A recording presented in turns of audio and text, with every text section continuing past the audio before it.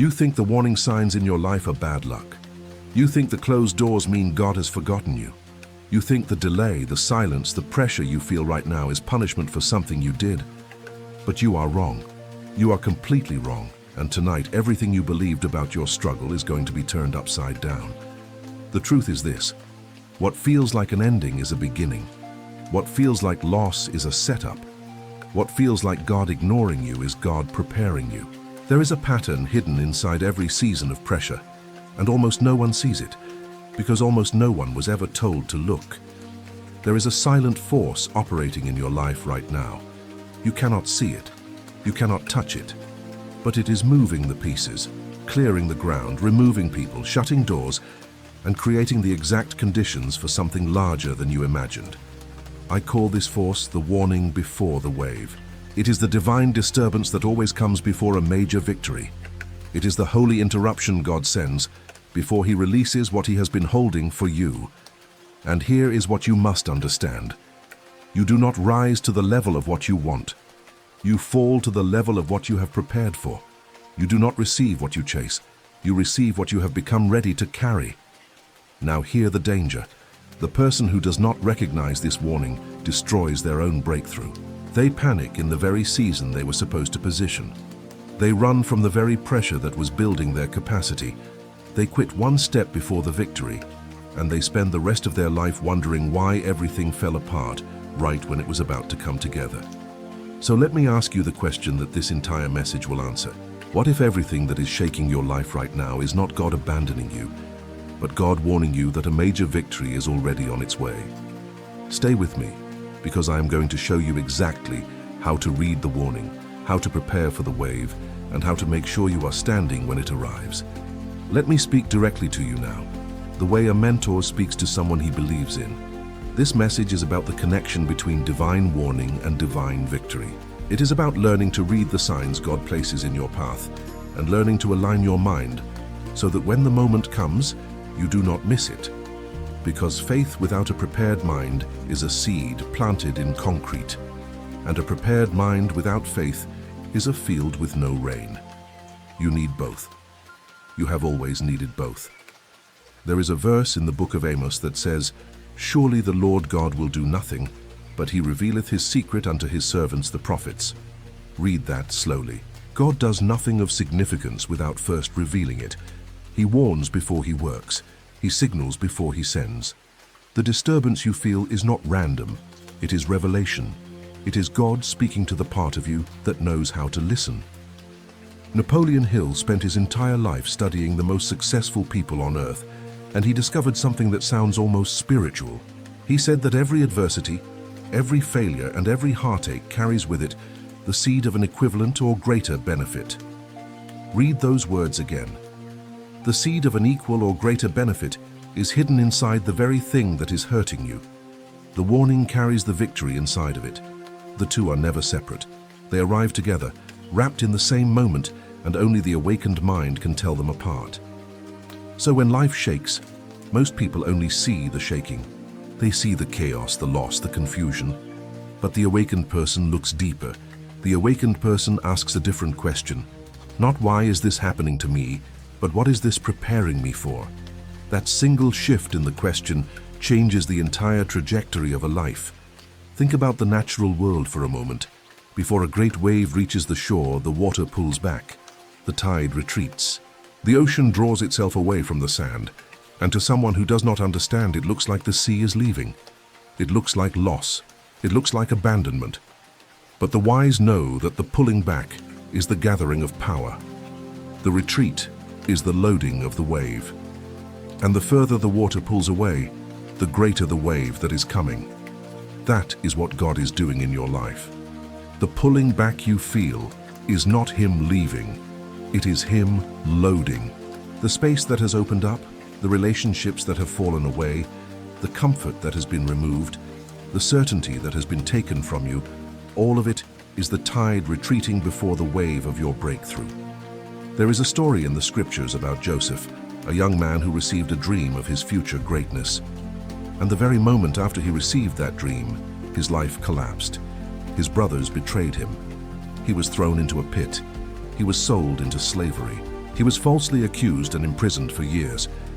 To anyone watching, it looked like the dream had died. It looked like God had warned him of glory and then delivered him into a grave. But Joseph was reading the wrong signs the wrong way for a season, and then something shifted. He stopped asking why this was happening to him, and he started preparing himself wherever he stood. In the house of Potiphar, he became the most trusted servant. In the prison, he became the most trusted prisoner. He kept building his capacity in the dark, with no audience, with no applause, with no evidence that any of it would matter. And when the day came, when Pharaoh needed a wise man to interpret a warning and prepare a nation, there was only one man ready. The warning had been the preparation all along. Napoleon Hill described this exact principle when he wrote that the turning point in the lives of those who succeed usually comes at the moment of some crisis through which they are introduced to their other selves. Read that. Your other self. The greater version of you that only emerges under pressure. You will never meet that person in comfort. You only meet them in the crisis. The warning is the doorway to the other you. Now I want you to pause and reflect. Think about the season you are in right now. Think about what has been shaken. Think about what has been removed. Think about the door that closed that you prayed would open. And instead of mourning it, I want you to consider, just for a moment, that it was removed because it was too small for what is coming. The water is pulling back. The wave is loading. And you are being warned. I want to teach you now how to recognize the three kinds of warning God sends, because once you can name them, you can never again mistake them for punishment. The first is the warning of protection. This is the disturbance that pulls you away from a path that would have destroyed you. It is the deal that fell through that you were so sure was the answer. It is the relationship that ended that you fought so hard to keep. It is the rejection that crushed you, that you later understood was the hand of God steering you away from a future you could not see. There is a verse in Proverbs that says, "There is a way which seemeth right unto a man, but the end thereof are the ways of death." Sometimes the warning that hurts the most is the warning that saved your life. You wept over a closed door, never knowing it was a wall built to keep you from walking off a cliff. The second is the warning of preparation. This is the pressure that does not remove you from danger, but builds you for destiny. It is the difficult season that develops a strength you did not have. It is the hard job, the demanding teacher, the relentless responsibility that forged a discipline in you that nothing else could have built. This warning does not feel like protection. It feels like punishment, but it is the gymnasium of the soul. It is the place where the muscle of your character is being built in the dark, with no applause, so that you will be strong enough for what is coming. The third is the warning of announcement. And this is the rarest and the most sacred. This is the warning that comes not to protect and not to prepare, but to announce. It is the holy disturbance that says, "Get ready," because something is about to change. It is the inexplicable stirring in your spirit, the dreams that will not leave you, the sense that you are standing at the edge of a new chapter, even though nothing in your circumstances has changed yet. This is the warning Joseph received in his dream before any of it came to pass. This is the warning that comes before the wave, and it is the warning I believe many of you are receiving right now. Napoleon Hill discovered that the people who achieved extraordinary success almost always reported a moment, often years before their breakthrough, when they simply knew that something great was coming, long before there was any evidence of it. He called this the faith state, a condition of the mind in which a person accepts a future reality as already certain. The warning of announcement produces exactly this state in the prepared heart. It is heaven planting a knowing in you that the world cannot yet confirm, and your only job is to hold that knowing through the silence until the world catches up. So which warning are you receiving? Sit with that. Is it protection, pulling you from harm? Is it preparation, building your strength? Is it announcement, signaling your season? It may be all three at once, but whatever it is never abandonment. The God who warns is the God who loves, and he has never once in all of history sent a warning that was not, at its root, an act of mercy. There is something the human mind does that quietly destroys destinies, and Napoleon Hill named it. He called it drifting, the act of living without a definite aim, of being carried by circumstances instead of directing them, of reacting to every wind instead of standing rooted in a purpose. The drifter feels the warning and panics. The drifter feels the pressure and runs. The drifter sees the tide pull back and assumes the ocean is dying. And so the drifter is never standing on the shore when the wave finally arrives. But you were not made to drift. There is a verse in the book of Jeremiah where God says, "For I know the thoughts that I think toward you, thoughts of peace and not of evil, to give you an expected end." An expected end. God already knows the ending. He has already seen the victory. The warning you are receiving is simply Him asking whether you will trust the ending He sees over the chaos you feel. And this is where the mind becomes everything, because the same event can produce two completely different futures depending on the mind that receives it. One person loses a job and falls into despair, drinking away the warning, sleeping through the preparation, and missing the wave entirely. Another person loses the same job and recognizes the holy interruption, and uses the silence to build the skill, the business, the discipline that becomes the foundation of a life 10 times larger than the one they lost. Same warning, two different minds, two different destinies. You are the variable. You have always been the variable. The warning comes to everyone. The victory comes to the prepared. Let me show you how Napoleon Hill understood the power of the prepared mind. He wrote that whatever the mind can conceive and believe, it can achieve. But notice the hidden order in that sentence. First, the mind conceives, then the mind believes, and only then does it achieve. The achievement is last, not first. Most people want the achievement without the conceiving and the believing. They want the wave without the waiting. But the law does not bend. You must first hold the vision in your mind so clearly and so deeply that it becomes a settled conviction. And it is in the season of warning, the season of pulling back, that this conviction is forged. There is a deep neurological truth beneath this spiritual principle, and I will speak of it gently, the way it was meant to be understood.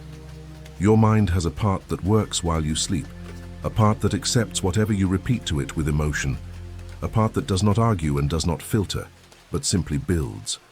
When you feed it fear during a season of warning, it builds a future of fear. When you feed it faith during the same season, it builds a future of faith. The warning season is the most powerful season to plant, because the soil of your mind is broken open. Pain breaks the ground, and broken ground is the only ground in which deep roots can grow. I want you to understand something about the wilderness, because almost everyone whom God prepared for a great victory passed through one first. Moses spent 40 years in the wilderness before he was sent to deliver a nation. David spent years hiding in caves before he wore the crown that was already promised to him. The people of Israel wandered 40 years in the desert between the promise and the land. And even Jesus, before he began the work that would change the world forever, was led into the wilderness for 40 days. The wilderness is not a punishment. The wilderness is a classroom.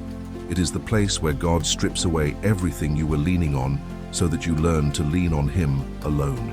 If you are in a wilderness right now, if your life feels barren, if the abundance you once had has dried up, if you feel forgotten in a dry and empty place, hear this. The wilderness is the address God uses most often to prepare His servants for their greatest assignments. There is a verse in the book of Hosea where God says of His people, "Behold, I will allure her and bring her into the wilderness and speak comfortably unto her." Read that. God Himself draws His beloved into the wilderness, not to abandon them there, but to speak to them in a place quiet enough to finally hear. The wilderness is where the distractions die so the voice can be heard.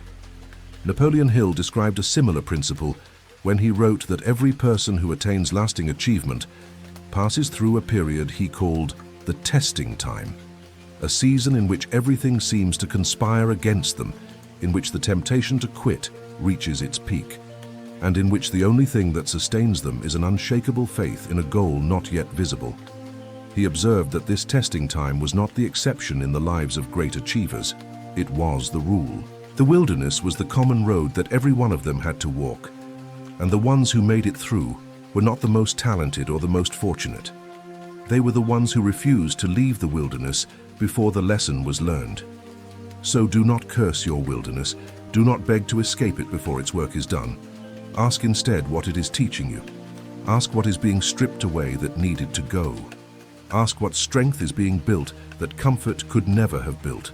The wilderness is temporary, but the character it forges is permanent, and the promised land on the other side is worth every dry and difficult day of the journey through it. So here is your first practice tonight. Before you sleep, when the noise of the day has faded and your mind grows quiet, I want you to close your eyes and breathe slowly. And I want you to speak these words, not as a wish, but as a settled truth. I am being prepared, not punished. The pulling back in my life is the loading of my breakthrough. I am standing on the shore and the wave is coming. Repeat it until you feel it move from your lips into your chest. Repeat it until the part of you that builds while you sleep begins to build a prepared future. Faith is created, Hill said, by the repetition of affirmation, by feeding the same belief to the mind until it becomes a conviction. So feed it. Tonight, feed it. And if these words are reaching something deep inside you right now, if you can feel that this message arrived at the exact moment you needed it, I want you to do something simple and powerful. Go to the comments and write 3 words. I am ready, not as a casual phrase, but as a declaration. Because the moment you declare that you are ready, you announce to your own mind and to the heavens that you have stopped drifting and started preparing. Write it now. I am ready. And watch how it shifts something inside you. There is a moment in the life of the prophet Elijah that I want you to sit with, because it reveals the strangest truth about how God warns and how God works. Elijah had just experienced a great victory, and then he ran into the wilderness in fear and exhaustion. He was alone on a mountain when the scripture says, a great wind tore through the mountains, but the Lord was not in the wind. And after the wind, an earthquake, but the Lord was not in the earthquake. And after the earthquake, a fire, but the Lord was not in the fire. And after the fire, a still small voice, and God was in the voice. Read what this is teaching you. The dramatic events, the wind that tears, the ground that shakes, the fire that burns, these are not where God speaks. These are the warnings that clear the noise. God speaks in the stillness that comes after. So if your life has been wind and earthquake and fire lately, do not despair. The drama is not the message. The drama is what prepares you to hear the message. The still small voice always comes after the shaking, and that voice is where the victory is announced. Most people never hear the still small voice because they fill every silence with noise. They cannot sit with the quiet, so they drown it in distraction. But you, tonight, are learning to wait through the wind. You are learning to stand through the earthquake. You are learning to trust through the fire. And you will be one of the few who is still standing when the voice finally whispers your name. Napoleon Hill discovered that the greatest ideas, the breakthroughs that changed industries and built fortunes, almost never came in the noise of activity. They came in stillness.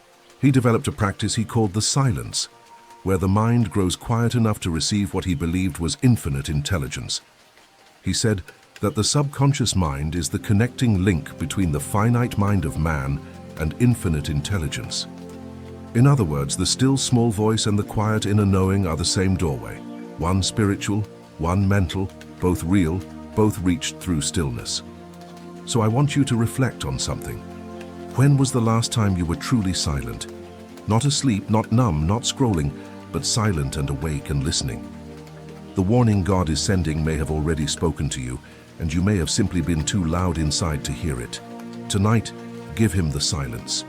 Tonight, let the wind and the earthquake and the fire pass, and wait for the voice.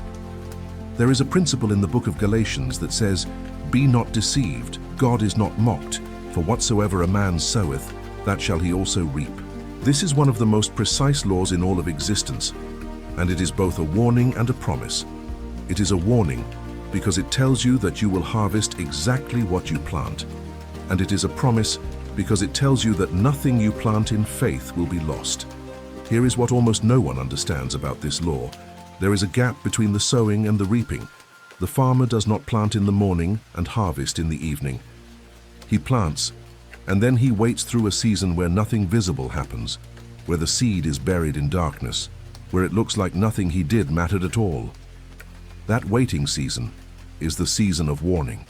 It is the season that tests whether you will keep believing in the harvest you cannot yet see. Napoleon Hill described persistence as the sustained effort necessary to induce faith. Read that carefully.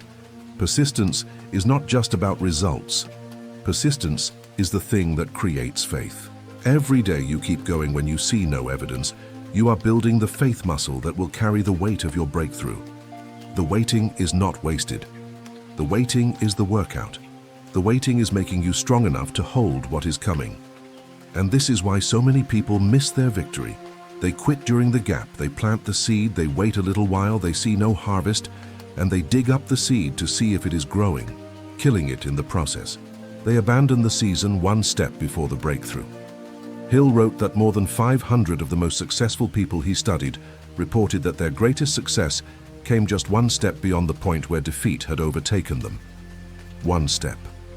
The difference between the people who realize their dreams and the people who repeat their cycles is almost always a single step taken in the dark. So I am telling you tonight, do not dig up your seed. Do not abandon your season.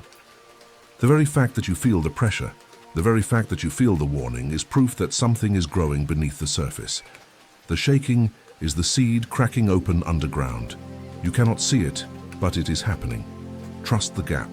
Honor the waiting. The harvest is law, and the law does not fail. I want you to understand something about how a seed grows, because it will change how you see your waiting. When a seed is planted, the first thing it does is die. The shell that protected it breaks open and falls away. To the eye, it looks like destruction. It looks like the end of the seed. But inside that breaking is the beginning of the tree. Jesus said it himself, that except a corn of wheat fall into the ground and die, it abideth alone, but if it die, it bringeth forth much fruit. Read that. The death of the seed is the birth of the harvest. So if something in your life feels like it is dying right now, a dream, a plan, an old version of yourself, do not assume that death is the end. In the economy of God, death is often the doorway. The seed must break before the tree can rise. And there is an order to growth that you cannot rush. First, the seed sends roots down into the dark, where no one can see, before it ever pushes a single leaf up into the light. The downward growth always comes before the upward growth. The hidden work always comes before the visible reward. So if it feels like all your effort is disappearing into darkness, with nothing to show for it, understand that you are in the root season. You are growing down before you grow up. And the depth of your roots in the dark season will determine the height of your fruit in the harvest season. Shallow roots cannot hold a tall tree. The waiting is digging your roots deep enough to hold the weight of everything you are about to become.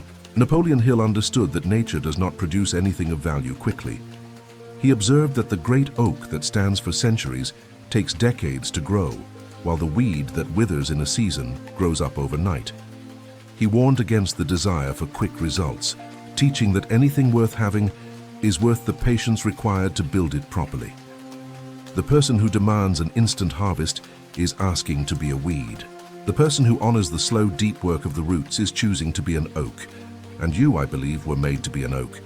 You were made to stand for a lifetime, not to flare up and fade in a season. Let me give you the second practice, a practice for the gap.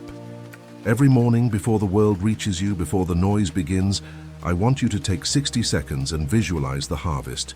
Not the struggle, the harvest. See yourself standing in the victory that is coming. See the door open. See the provision arrive. See the relationship restored, the body healed, the dream fulfilled. And as you see it, feel it. Feel the gratitude as if it has already happened. Jesus taught this exact principle when he said, "What things soever ye desire, when ye pray, believe that ye receive them, and ye shall have them." Believe that you receive them in the present before you see them. The receiving comes first in the mind and the spirit, and only then in the world. Visualize the harvest every morning, and you will find the strength to honor the gap every day. Now I want to speak to the fear that may be rising in you, because warnings produce fear, and fear is the enemy that disguises itself as wisdom. Fear will tell you that the warning means disaster. Fear will whisper that the pulling back of the tide means the ocean is gone forever. Fear will convince you to flee the shore right before the wave arrives, and fear always sounds reasonable. That is its greatest trick. But there is a verse in the second letter to Timothy that cuts straight through it. For God hath not given us the spirit of fear, but of power and of love, and of a sound mind. A sound mind. The opposite of fear is not just courage. It is a sound mind, a mind that is governed, ordered, and rooted. Fear is a disordered mind. Faith is a sound mind. And the question in every season of warning is simply, which mind will govern you? Napoleon Hill listed fear as the single greatest enemy of human achievement. He identified the basic fears that paralyze people: the fear of poverty, the fear of criticism, the fear of loss, the fear of failure, and he discovered that these fears are nothing more than states of mind, and states of mind are subject to control and direction. Read that. Subject to control and direction. Your fear is not the truth about your future. It is a state of mind, and you have authority over your mind. You are given dominion over your own inner world. The warning was never meant to make you afraid. The warning was meant to make you ready. So when fear rises, and it will rise, I want you to do something. I want you to name it. Say out loud, this is fear, not wisdom. This is a state of mind, not a fact. And then replace it. The mind cannot hold two opposite thoughts at the same moment, so you displace the fear by deliberately planting faith in its place. When the thought comes that says everything is falling apart, you answer immediately, everything is falling into place. When the thought comes that says God has forgotten me, you answer, God is preparing me. You do not fight the fear. You replace it. You crowd it out with a truth louder than the lie. I want to show you how God works with fear, because there is a story that reveals it perfectly. There was a man named Gideon, and when the angel of the Lord appeared to him, he was hiding in a winepress, threshing wheat in secret, terrified of his enemies. And the angel greeted him with words that must have sounded absurd in that moment. He said, "The Lord is with thee, thou mighty man of valor." A mighty man of valor, hiding in a hole, trembling in fear. God did not call Gideon what he was in that moment. God called Gideon what he was about to become. God spoke to the future man, not the frightened man, and the call itself began the transformation. This is how God speaks to you in your warning season. He does not address the fear you feel. He addresses the destiny you carry. While you are hiding, while you are trembling, while you are certain you are too weak for what is being asked of you, the voice of heaven is calling you mighty, calling you ready, calling you by the name of who you will be on the other side of the wave. And your job is to believe the voice over the feeling. Gideon went on to deliver an entire nation with a fraction of the army he thought he needed, because God systematically removed his crutches until all Gideon had left was faith. God took his 32,000 soldiers down to 300, not to weaken him, but so that when the victory came, there would be no doubt who won it. Sometimes God reduces you before he uses you, so that the glory of the breakthrough cannot be claimed by anything but faith. Napoleon Hill wrote that the starting point of all achievement is desire, but the sustaining force is faith, and that faith and fear cannot occupy the mind at the same time. One always drives out the other. He taught that the dominant thoughts you allow to occupy your mind will magnetize the corresponding conditions into your life, and that the person ruled by fear unconsciously attracts the very things they dread.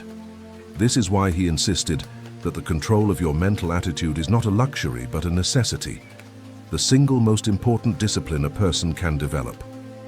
You cannot always control your circumstances, but you can always, with practice, choose which thought you feed. And the thought you feed is the future you grow. Let me pause here because I can feel the weight of this message, and I want you to feel it too. You have been carrying so much. You have been pressing forward when no one saw the effort. You have been praying prayers that seemed to bounce off the ceiling. You have been faithful in seasons that gave you nothing back. And somewhere along the way, you started to wonder if any of it mattered, if you were forgotten. If the warning signs meant you had failed, hear me clearly. You have not failed. You are being forged. There is a difference, and the difference is everything. Failure is when the pressure breaks you. Forging is when the pressure builds you. The same fire that destroys one thing perfects another. The fire that consumes wood is the fire that purifies gold. And the only question is what you are made of. Tonight, you are deciding to be gold. There is a verse in the book of Malachi that says, God will sit as a refiner and purifier of silver. And there is something the old silversmiths understood that we have forgotten. The refiner holds the silver in the very middle of the fire, the hottest part, where the impurities can be burned away. And he never leaves it. He sits and watches it the entire time, because if it is left too long, it is destroyed. And the way the silversmith knows the silver is ready, the way he knows the refining is complete, is when he can see his own reflection in it. Read that slowly. The fire is not punishment. The fire is the refiner removing everything in you that does not look like him. And he stays with you through every moment of it, watching closely, never leaving, until at last he can look at you and see his own image reflected back. You are not alone in the fire. The one who placed you there is sitting right beside it, and he will not let it consume you. He is only waiting until he can see himself in you. If this is touching you, if you can feel the truth of these words settling into your spirit, then take a breath right now and let it land. And if you believe this channel is meant to be a place of awakening for you, a place where faith and the renewed mind come together, then subscribe, not as a casual click, but as an act of alignment. Each subscription is a root. Each root goes deeper. And the deeper your roots, the higher you can rise when the wave finally lifts you. Plant a root tonight. Subscribe, and let it be a declaration that you are no longer drifting. There is a deeper layer to this teaching that I must show you now, because without it, you will misunderstand the warnings God sends. Not every warning is about danger. Many warnings are about preparation. God does not only warn you to protect you from harm, He warns you to position you for blessing. And these two kinds of warning feel almost identical, which is why discernment is everything. Think of Noah. God warned him of a flood, and the warning was a command to build. The warning was not just information, the warning was an assignment. Noah spent years building an ark on dry ground, with no rain in sight, surrounded by people who mocked him for preparing for something they could not see. The warning was the preparation, and when the rain finally came, the difference between those who lived and those who perished was not who received the warning, but who acted on it. You may have received your warning already. You may have felt the nudge to start the thing, to build the skill, to leave the toxic situation, to begin again. And like Noah, you may be surrounded by people who do not understand why you are preparing for a future they cannot see. Let them mock. Build the ark. The rain is law. The wave is coming. And those who build during the warning are the only ones who ride the flood instead of drowning in it. Napoleon Hill wrote that a goal is a dream with a deadline, and that definiteness of purpose is the starting point of all achievement. The warning gives you the purpose. It tells you that something is coming and that you must prepare. But the preparation requires a definite plan, a clear aim, a structured action repeated daily. Faith without preparation is presumption. Faith with preparation is power. Noah did not just believe in the flood. He built for it board by board, day by day, year by year. And his faith and his work moved together until the warning became his salvation. So let me ask you to reflect deeply now. What is your ark? What is the thing you have felt warned to build, the thing you have been putting off, the thing your spirit keeps returning to in the quiet moments? You already know what it is. You have known for some time. The warning has been speaking, and the only question is whether you will pick up the hammer. The flood is not a threat to you if you have built. The flood is your deliverance. I want to show you another kind of warning, the warning that comes as a call to move. Think of Abraham. God came to him and said, "Get thee out of thy country, and from thy kindred, and from thy father's house, unto a land that I will show thee." Notice what God did not give him. He did not give him a map. He did not give him the destination. He did not show him the land before asking him to leave everything familiar behind. He simply said, "Go, and I will show you when you get moving." The promise was attached to the obedience, and the destination was revealed only to those already walking. This is how God often works in the warning season. He asks you to leave before He shows you where you are going. He asks you to trust the direction before He reveals the destination. And the ones who wait for the full map before they move never move at all. You may be feeling that pull right now, the unexplainable sense that you are supposed to leave something behind, to step out of a situation that has become familiar, but is no longer your home. It may be a place, a job, a relationship, a way of thinking, an old identity. And the fear of the unknown is keeping you frozen, demanding a guarantee before you take the step. But Abraham received no guarantee except the voice of God, and that voice was enough. The promise to make him the father of nations was waiting on the other side of his willingness to move without seeing. Some breakthroughs are not waiting on God, they are waiting on your first step. Napoleon Hill captured this when he wrote that you do not need to see the whole staircase to take the first step. He observed that the people who waited for perfect conditions before acting waited their entire lives, while those who acted on faith with only the next step visible found that the path revealed itself as they walked. He called the failure to act on a definite decision the great destroyer of dreams, noting that the world has a habit of making room for the person whose words and actions show that they know where they are going.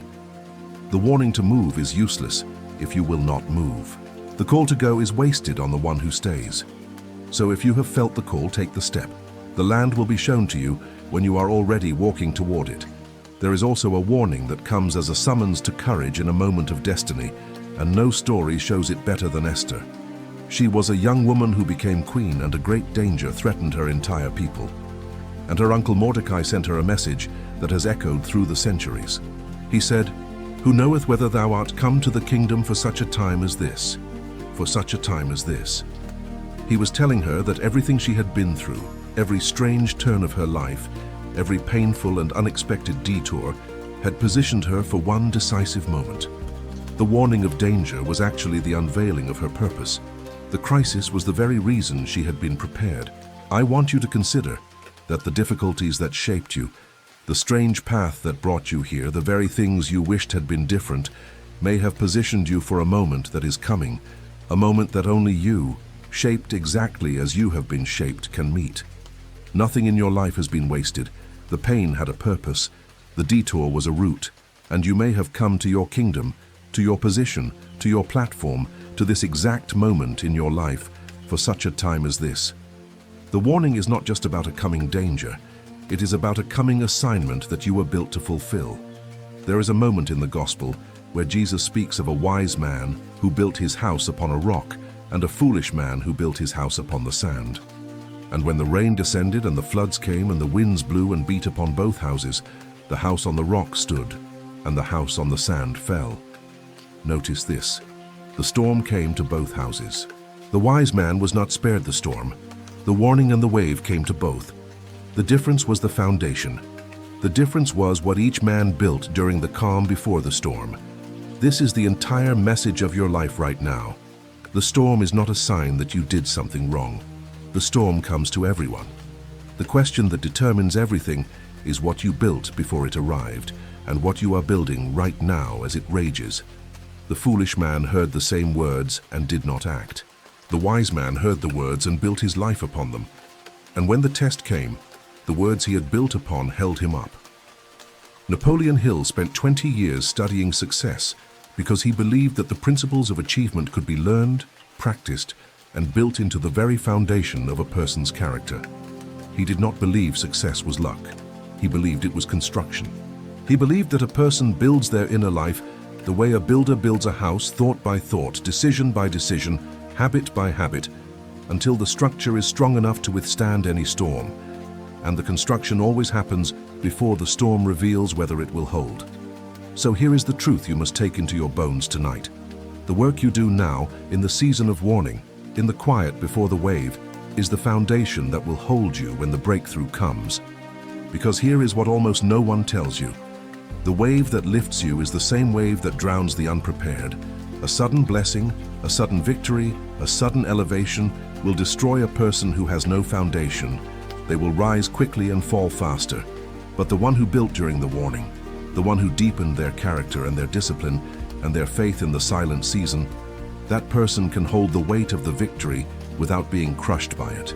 This is why God warns before He blesses. He is not delaying your victory to torment you.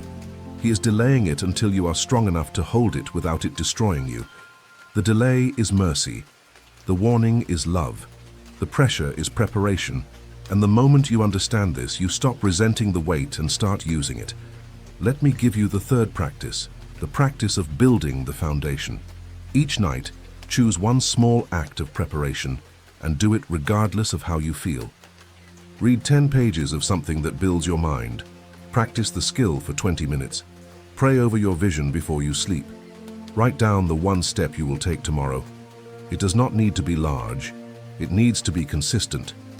Hill taught that small actions performed with consistency create great transformations, and that the secret of the masters was not intensity, but repetition.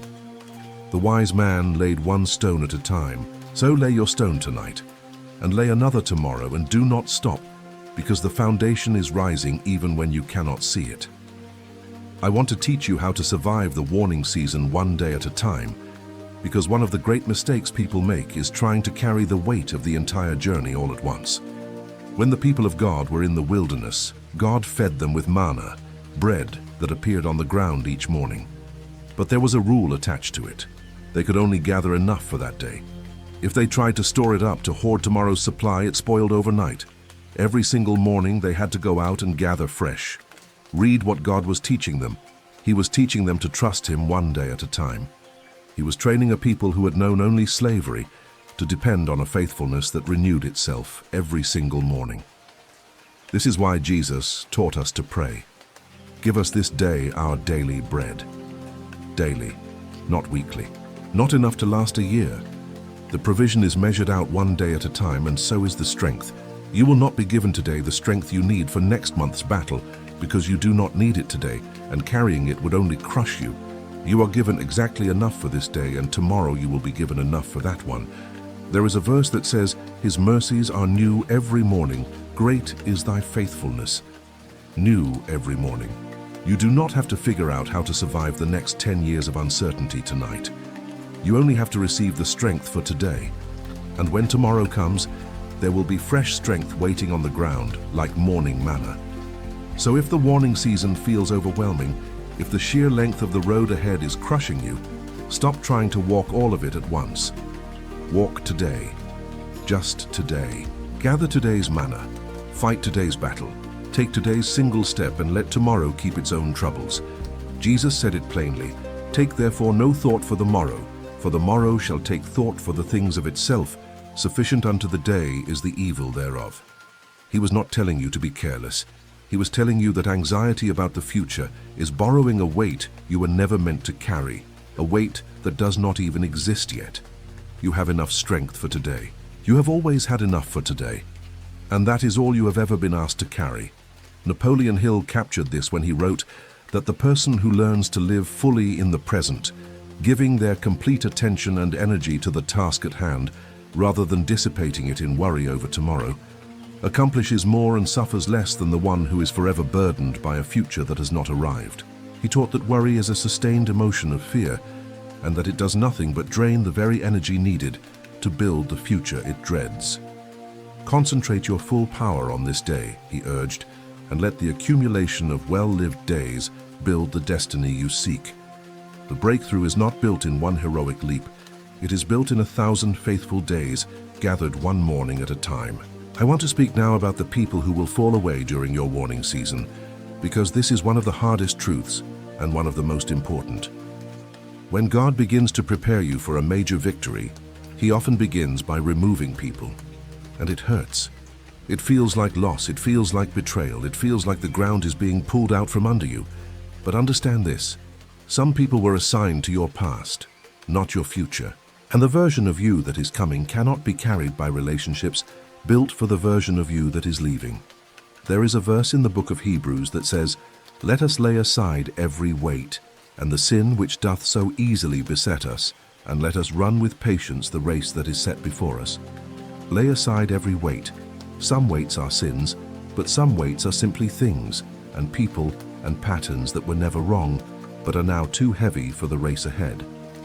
You cannot run the race of your future while carrying the weight of your past.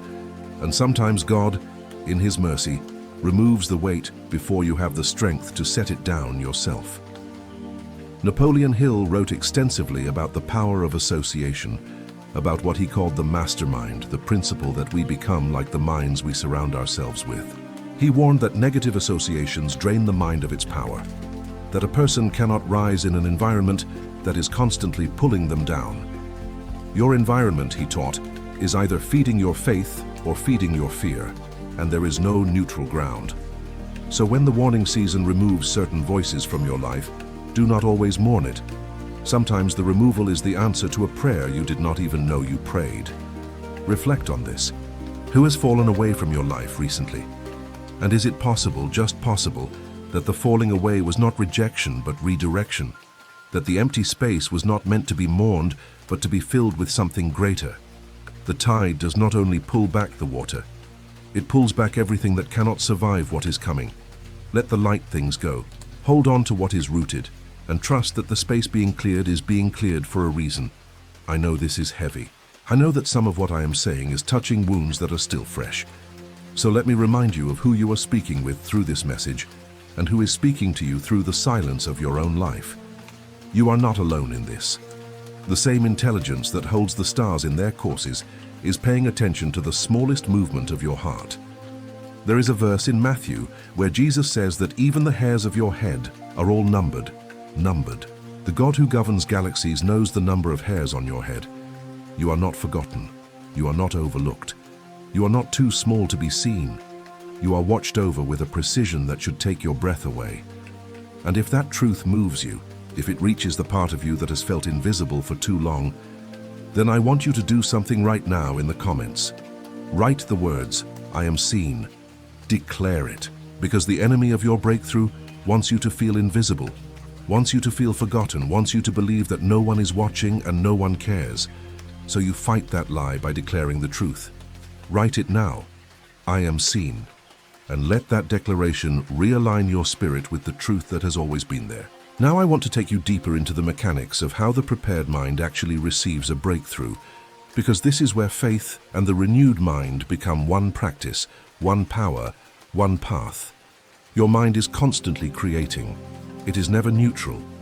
Every moment of every day, the dominant thoughts you hold are sending instructions to the part of you that builds your reality, your habits, your decisions, your perceptions, the very things you notice and the things you ignore. There is a verse in Proverbs that says, "For as he thinketh in his heart, so is he." This is one of the oldest and most powerful statements about the mind ever recorded. As a man thinks in his heart, so he becomes. Not as he speaks, not as he pretends, as he thinks, in the deep place, in the heart, in the part of him that runs beneath the surface. Your life is moving in the direction of your deepest, most repeated thoughts. And the warning season is the season where your deepest thoughts are tested.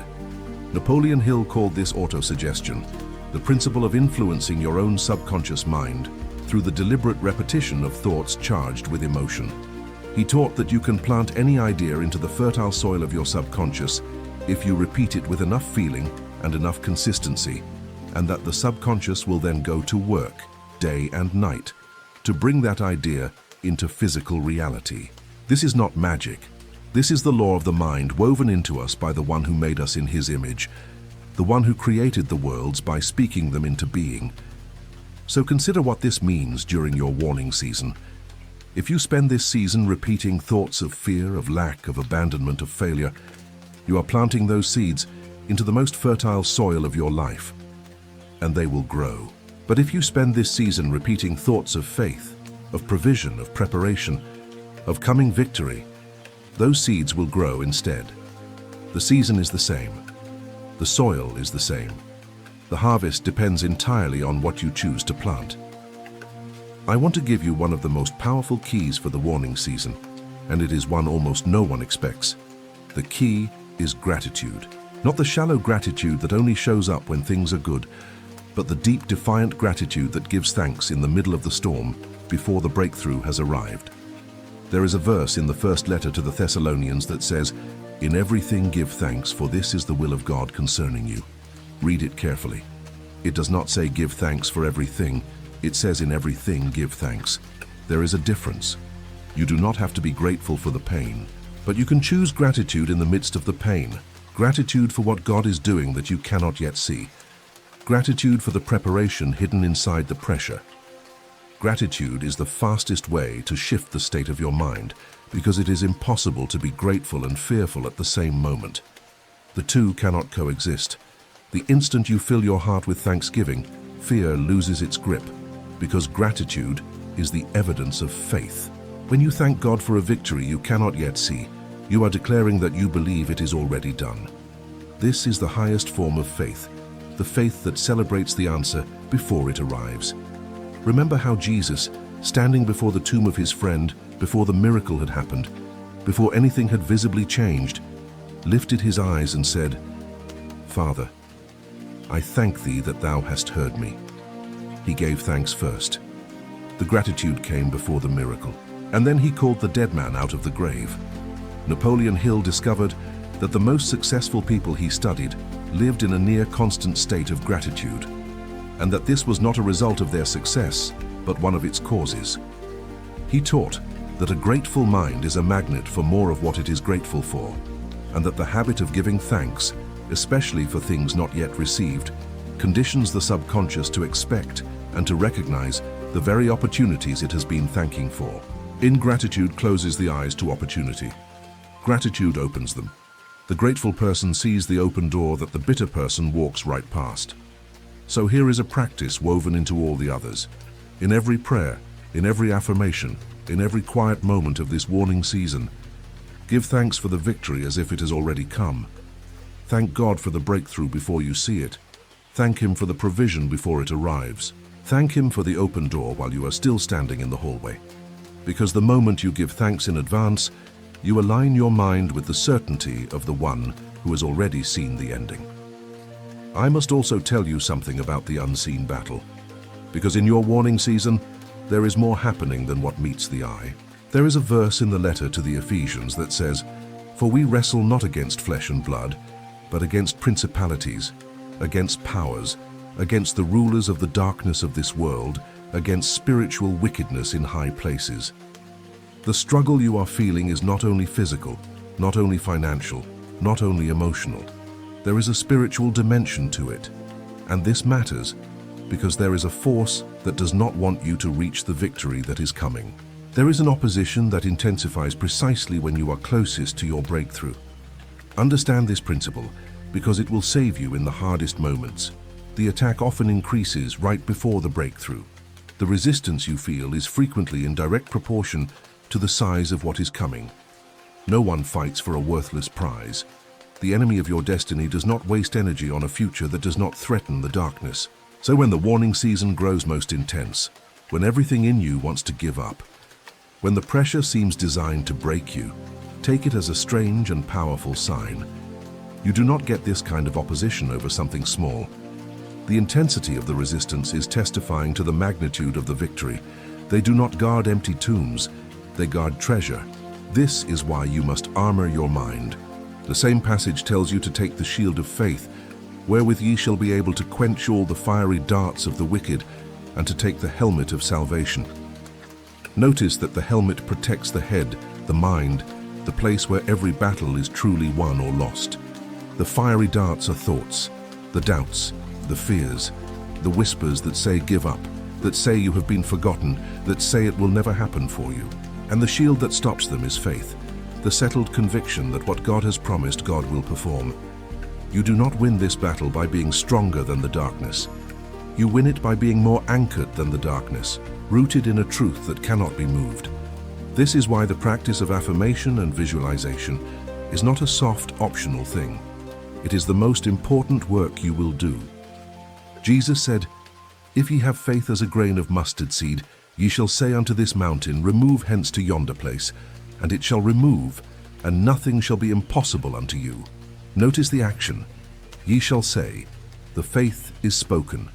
The mountain is addressed directly. The prepared mind does not beg the mountain to move. It commands the mountain, because it knows the authority it carries. The faith of the prepared mind is not a timid hope. It is a settled decree. Let me give you the fourth practice, the practice of the spoken decree. This is different from a wish and different from a prayer of begging. This is the language of authority. Before you sleep tonight, speak over your own life with the certainty of someone who already knows the ending. Say, "I am being prepared for victory. My breakthrough is already on its way. I will not panic in the season of warning. I will build, I will believe, and I will be standing when the wave arrives." I am rooted, I am ready, and nothing shall be impossible unto me. Speak it slowly, speak it with feeling, and then sleep in peace, knowing that the part of you that builds while you rest has received its instructions. There is something profound that happens in the hours before sleep, and the ancients understood it long before science gave it language. As your conscious mind relaxes, the deeper mind opens like soil, ready to receive seed. Whatever you plant in those final minutes of the day grows in the dark while you rest. This is why so many of the wisest people in history guarded the final moments of their day like sacred ground. They knew that the last thoughts before sleep are the most powerful thoughts of the day. So whatever you do, do not give those minutes to fear, to scrolling, to the news, to the worries of the world. Give them to the vision, give them to the decree, give them to faith. I want to return now to the question I asked you at the beginning, the question that has been waiting beneath everything I have said. What if everything that is shaking your life right now is not God abandoning you, but God warning you that a major victory is already on its way? Sit with that question now after everything you have heard, because the answer changes the way you live. If the shaking is abandonment, then you should despair, you should panic, you should run. But if the shaking is preparation, then you should rejoice, you should build, you should get ready. And here is the secret. You get to choose which one it is, not because reality bends to your wishes, but because your interpretation of the warning determines your response to it, and your response determines your outcome. The drifter interprets the shaking as the end, and so makes it the end. The awakened one interprets the shaking as the beginning, and so makes it the beginning. The warning is the same. The mind that receives it writes the rest of the story. There is a moment in the life of the disciples that captures this perfectly.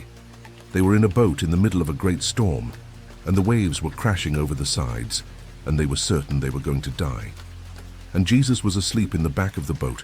They woke him in a panic, crying that they were perishing, and he stood and spoke to the storm and said, "Peace, be still."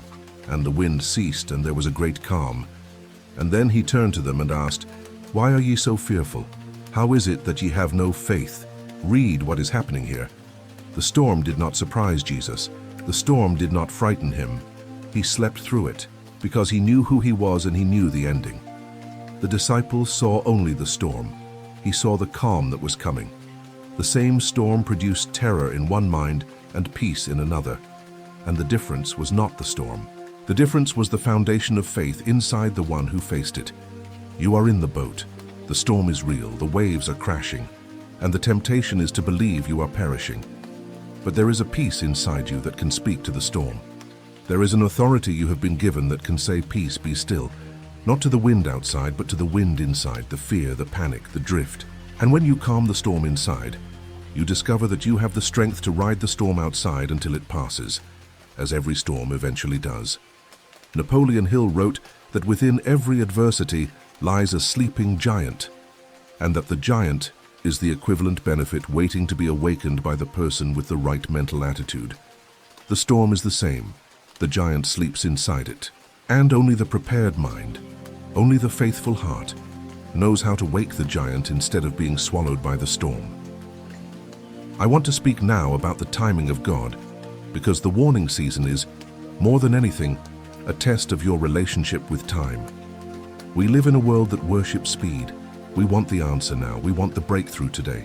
We measure the goodness of God by how quickly He moves on our schedule. But there is a verse in the book of Ecclesiastes that says, "God hath made everything beautiful in His time." In His time. Not in your time. Not on your schedule. In a timing that sees what you cannot see, that knows what is not yet ready, that is weaving together 100 things behind the scenes that all must align before the victory can come. The hardest part of any warning season is not the difficulty. It is the waiting in the difficulty without knowing when it will end. The not knowing is what breaks people. So I want to give you a truth to hold. God is never late, but He is rarely early. He arrives at the precise moment, the moment that looks impossibly delayed to us, the moment when our own strength has run out, and only His remains. Remember that the friend of Jesus was already 4 days in the tomb when He arrived. 4 days. The family was certain He had come too late.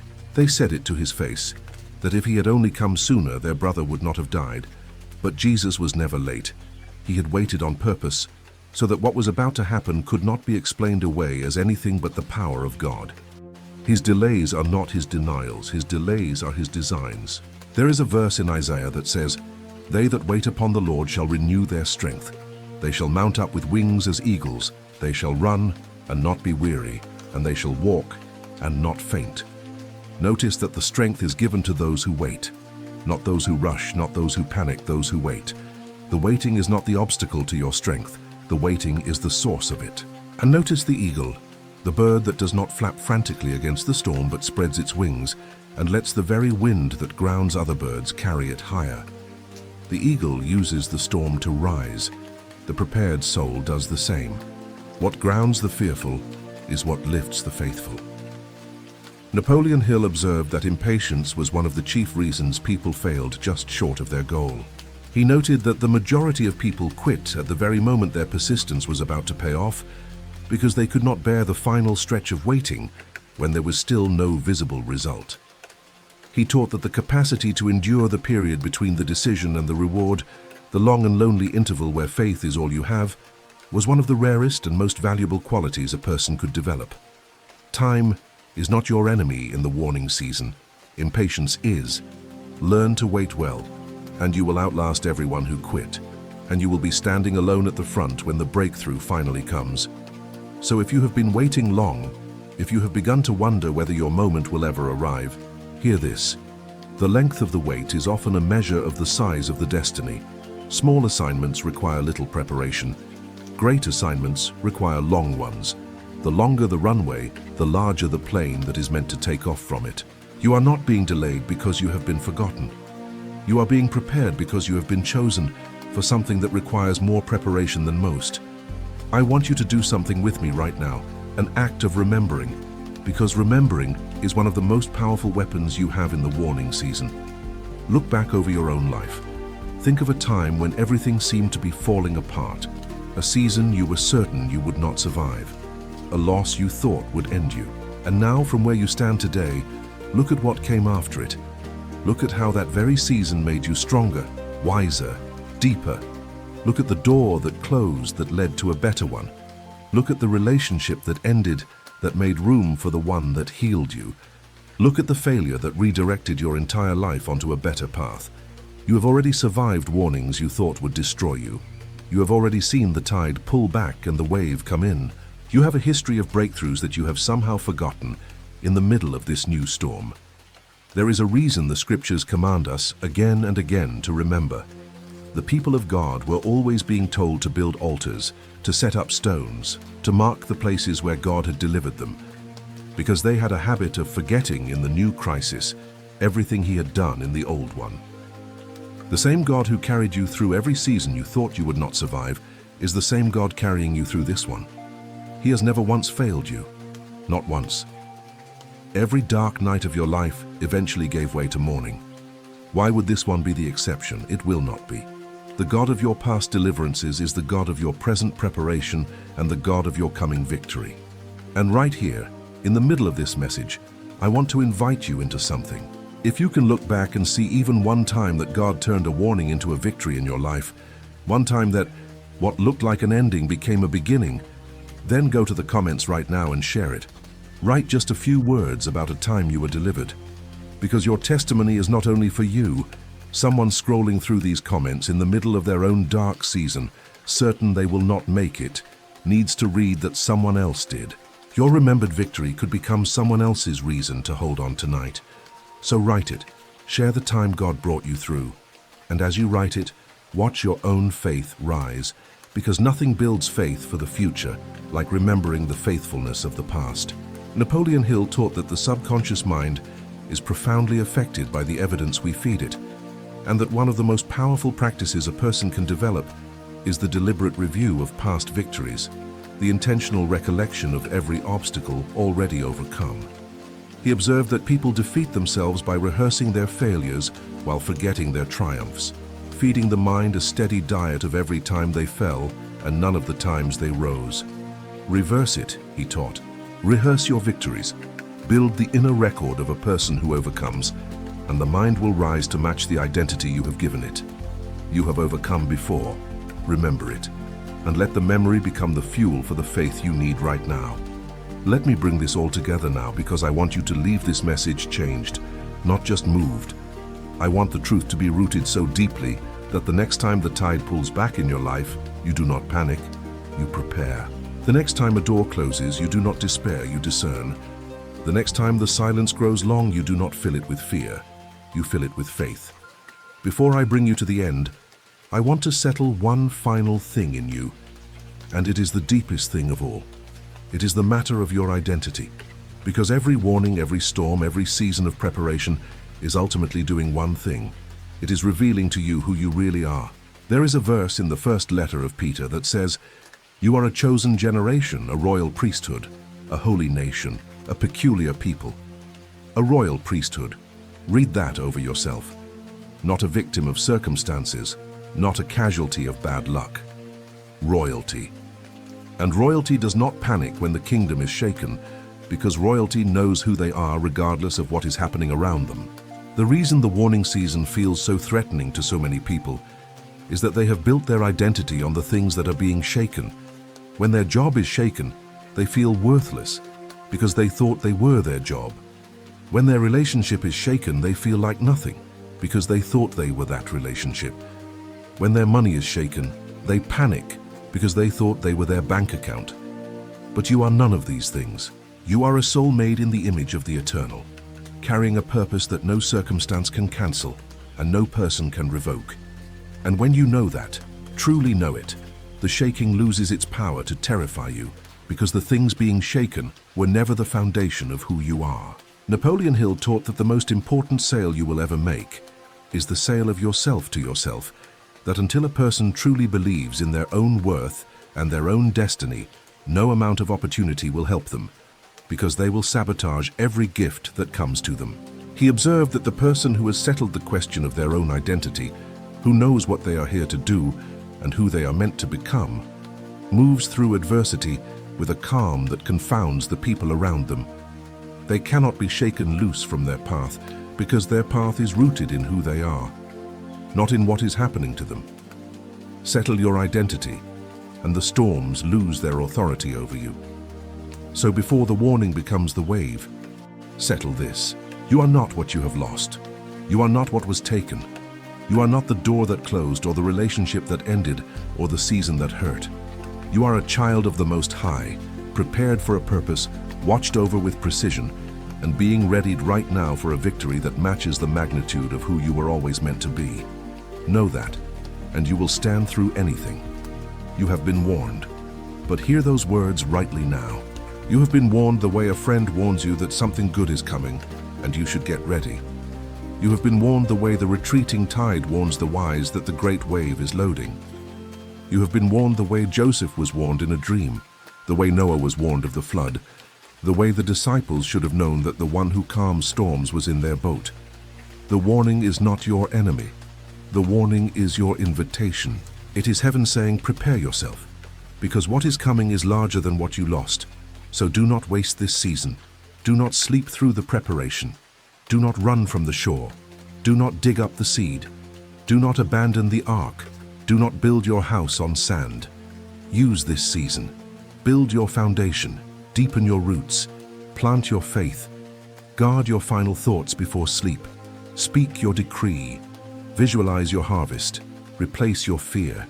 And trust with everything in you that the God who numbers the hairs on your head has not forgotten you, but is loading the wave of a breakthrough so large that he had to first make you strong enough to carry it. There is a verse in the book of Job, written by a man who lost everything and then received double, that says, "Though thy beginning was small, yet thy latter end should greatly increase." Your latter end. The end is greater than the beginning. The latter is greater than the former. The wave is greater than the calm. The victory is greater than the warning. This is the law of the prepared life.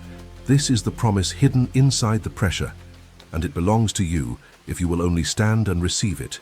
You were not created to drift. You were not created to panic. You were not created to perish in the storm. You were created to read the warning, to build the ark, to deepen the roots, and to stand on the shore with open arms when the wave of your victory finally rises and lifts you higher than you ever imagined you could go. So tonight, before you sleep, I want you to settle this in your heart. The shaking is not the end. The shaking is the loading of the wave. You have been warned, and the warning means a major victory is coming.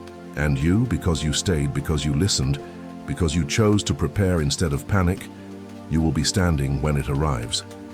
If this message reached the deepest part of you tonight, if you can feel that it was meant for this exact moment in your life, then do these 3 things as an act of faith and not as a habit.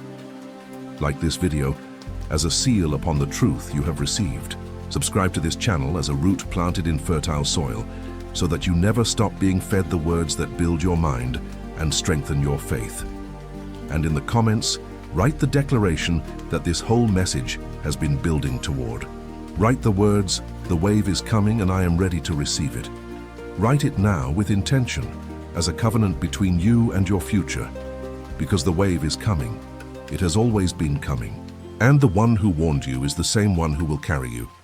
May the peace that calmed the storm calm everything inside you. May your roots go deep and your foundation hold. And may you be standing, prepared and unafraid, on the day your victory finally arrives. It is being prepared, it is on its way, and it belongs to you.